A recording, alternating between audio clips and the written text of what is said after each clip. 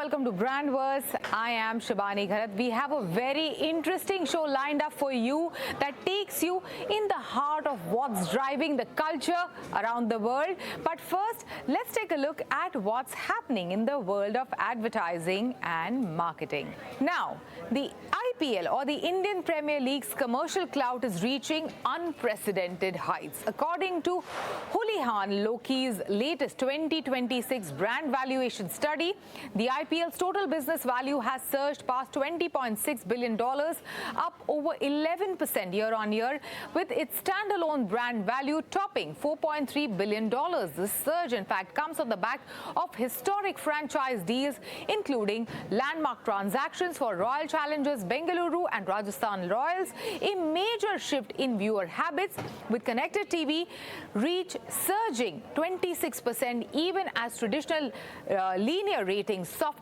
Unsurprisingly, RCB retains the crown as the league's most valuable team with a brand value of $312 million. And then finally, nostalgia, pop culture, and a legacy partnership that defined Indian advertising to celebrate 30 years in India and an incredible 28-year journey with the brand ambassador Shah Rukh Khan.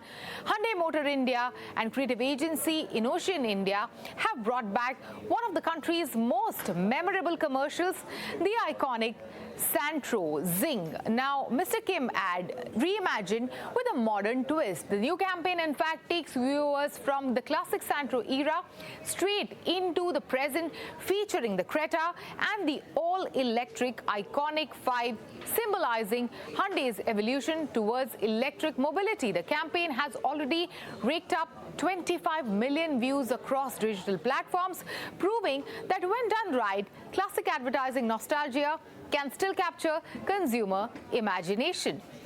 Now let's get on with the rest of the show.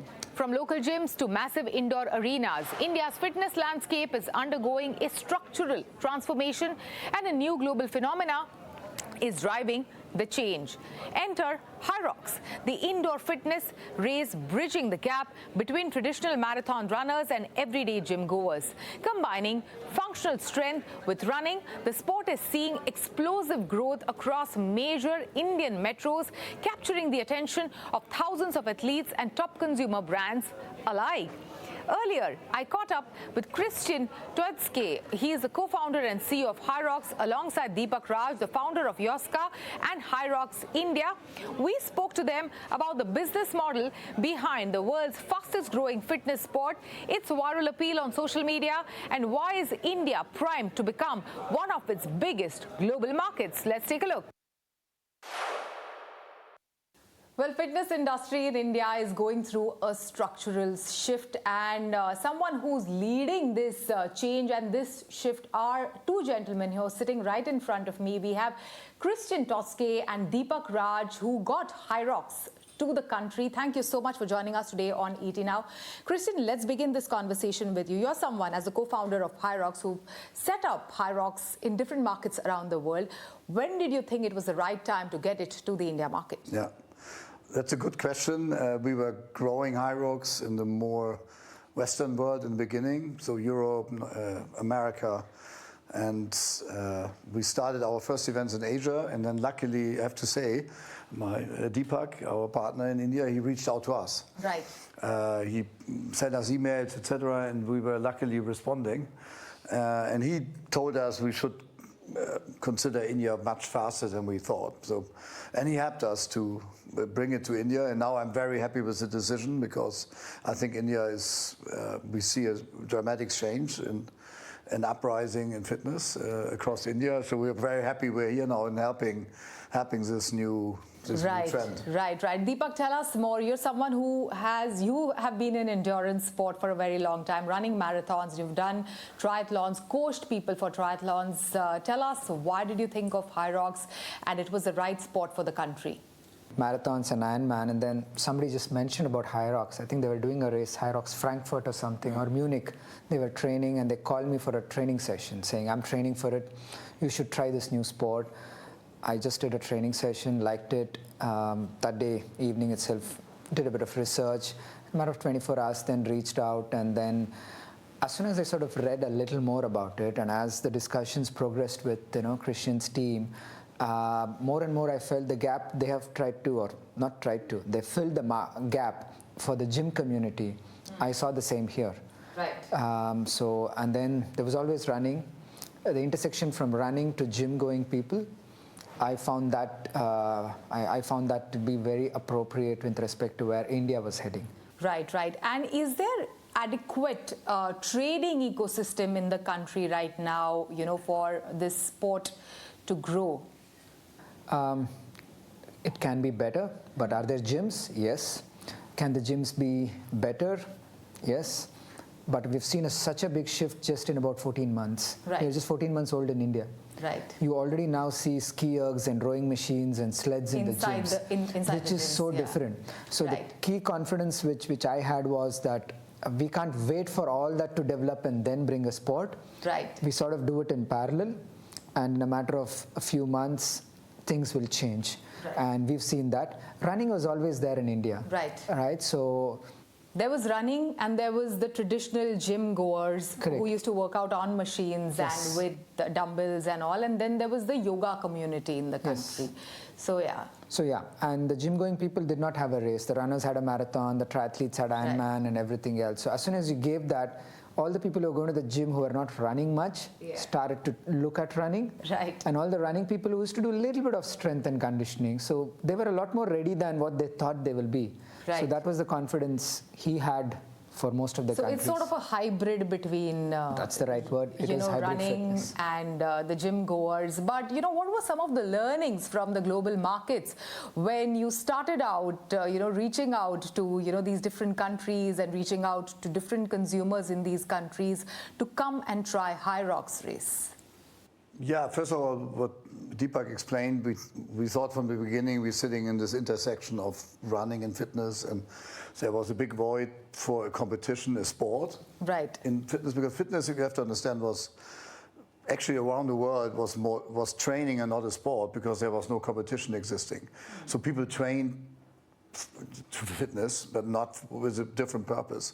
So when you do every other sport, if you're an ultramarathon runner, so you train and you run because you also train for certain events. So the fitness community didn't have that. So now this is working everywhere in the world, literally from Japan to San Francisco and everything in between. Right. What we learn is, and that's very important to understand, fitness, mostly people are doing this indoors, right, in gyms that are controlled facilities. And we see now a massive, massive growing popularity in the countries which have more tropical weather. So where outdoor activities are much more difficult because it's the heat, it's the humidity, traffic, all the outside conditions. So people enjoy and appreciate, first of all, the training in a controlled environment, and now we do our events also indoors. Right. And I mean, yesterday or the last 3 days we had the event in Delhi, and it was, I can tell because I was there, it was very, very hot outside. Right. And inside you have perfect conditions for racing. So I think everyone is enjoying that, and that was not existing beforehand. Right. So it's two things. It's this indoor competition and it's in fitness. And these two things were not existing. Right. Why I think it resonates so well with this part of the world, and especially also India. Right. Also, Christian, help us understand, the business of Hyrox and, the entire business model. Some of the things that, you do to ensure, like to set up like a Hyrox race in the country. How much does it cost? Is it, of course, the ticket price driven, like, when consumers or, the participants pay for like an event, or is it advertiser driven? Well, that's a very good question. So first of all, what we do is pretty unprecedented in the world of sport. Think about it, take an analogy, and someone would own the brand marathon, marathon running, and he would organize all marathon events in the world. Right. You would say this is a pretty good business. Right. That's more or less what we are doing. Right. We created a new sport, which was not existing, but we run everything with partners, but everything under one brand, and we organize everything. We are involved in the whole organization. So It's growing very fast, and we are operating many events. The revenues still are globally, like 60% are the ticket revenues. We come from the participants and spectators. And then we have advertising, and we have merchandising, and the fourth revenue stream is that gyms are paying us a very small fee to affiliate with the brand. With the brand. And then we're helping them to integrate with digital solutions. We're helping them to integrate training into the gyms. Into the gyms, yeah. And that's a small amount here and there, but it's a volume business. So we are at 20,000 gyms in the world. Right, so it's ticket driven, the part of it is advertiser driven, and then you're working with gyms to integrate it into the everyday training, and of course they pay you some amount of fee globally. Is this the same that is happening in India as well? And merchandise. And merchandise, and merchandise. Yeah. But having said that, you know, they say in advertising, advertisers go where consumers go. And over the past, you know, I guess a year or so, we have seen an increase in interest amongst the young population to participate in Hyrox. Ideally, before a tournament, you know, I see a lot of pings on my personal Instagram, you know, we are looking for a partner to participate in a Hyrox race, or, you know, look like there are threads and reels on social media. And there is a lot of consumer interest, you know, in Hyrox currently. What is the kind of advertiser interest that you have seen in the India market? Usually the advertisers and the brands take a while before the product is established. Right. We've seen that in any new thing you bring into India from a sport perspective. The first 3 events, we did not have too many inbound requests from brands and advertisers. We did a lot of outbound reach, and we did get a few sponsors. Right. But a true reflection is we did not have a title or a naming rights partner, which is usually a signal that that's when brands are starting to, you know, show interest and want to associate with the product. Right. So the first event we had 1,600 people, second event 2,500, third event 3,600. But then the snowball effect started, you know, to roll. And then in Bangalore we had 8,200, a 2-day event, and very different interest from brands. Right. But what kind of brands? Obviously, a lot of them are health and fitness related, you know, wearables, nutrition, you know, obviously apparel was Puma, Red Bull, and equipment manufacturers. They were already global partners. Right. So we looked at some of the, you know, non-endemic partners, like even banks and insurance companies, logistic partners, and the likes. And we've had some national partners now. Right. And starting our 4th event in Bangalore, we've had title partners. Right. Like Delhi, which just event happened yesterday, Masters Union, which is a university, right? Was the title They were the title partners. In Bangalore, we had Ultra Human, which is a wearables. So we'll have banks, we've had auto manufacturers and all that. So very widespread. Right. But the demography, like you said, 25 to 35, a lot of people. Yeah. They want that, and it's a very content-friendly sport. Right. When you walk into a Hyrox venue, it's like a nice-looking studio. Right.